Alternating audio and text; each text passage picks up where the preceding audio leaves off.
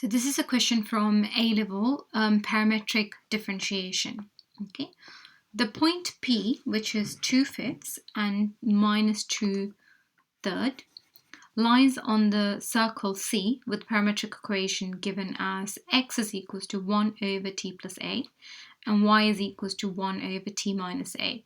T is an element of real numbers and is not equals to plus or minus a, where a is a non-zero constant. Show that the gradient of p at p is 25 over 9. So that's the question. Let's get started.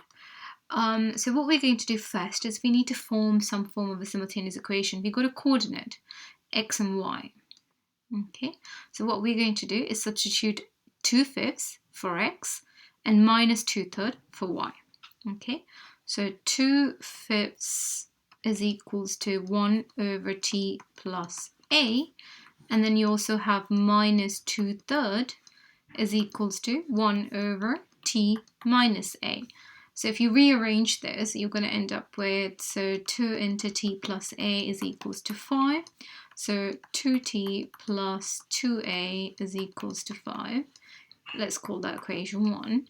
And then for this one, if you multiply it out, that's going to be minus 2 into t minus a is equals to 3, which means minus 2t plus 2a is equals to 3.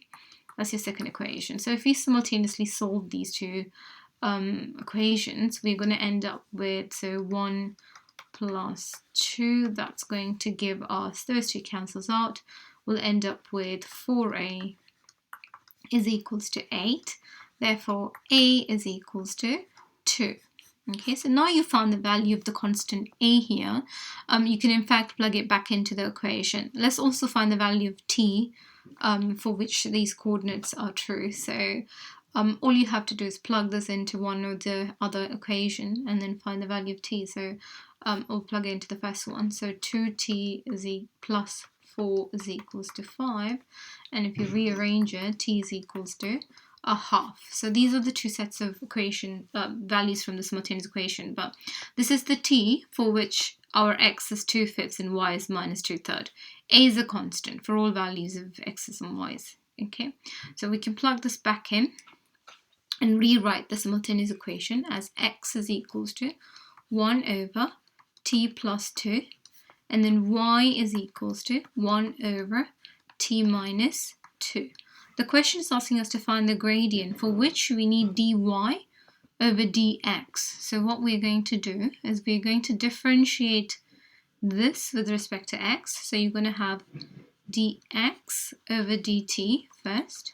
Okay, that's the same as t plus 2 to the power of minus 1. So if you differentiate it, you're going to end up with minus 1 over t plus 2 squared.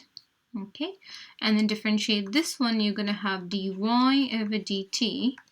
Again, that's the same as t minus 2 to the power of minus 1. When you differentiate it, you'll end up with minus t minus 2 to the power of minus 2. And I'm just bringing that back down to the denominator and writing it as t minus 2 squared. Okay, you can add that step prior to this one if you want to, but that's the final answer for those two. Once you have that, we need to find the gradient at p. Okay, the gradient is dy over dx. So the link between dy over dx and dy over dt and dx over dt is it's a form of chain rule. So what you have here is dy over dt times dt over dx. It's a form of a chain rule.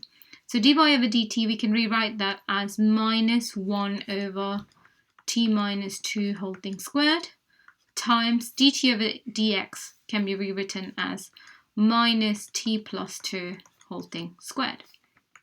So we can rewrite that function as, I'm going to scroll down a little bit, here we can rewrite that as minus into minus, that's going to be plus, so t plus 2 squared over t minus 2 squared.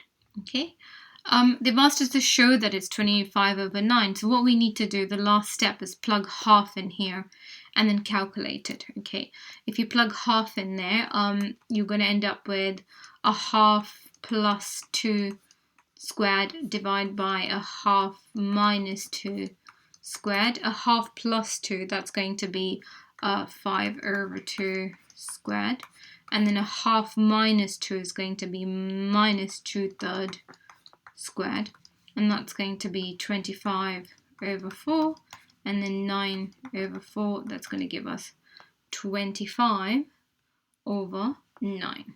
Okay, 25 over 9 as requested to prove. Okay, this is parametric differentiation, by the way. Thank you for watching.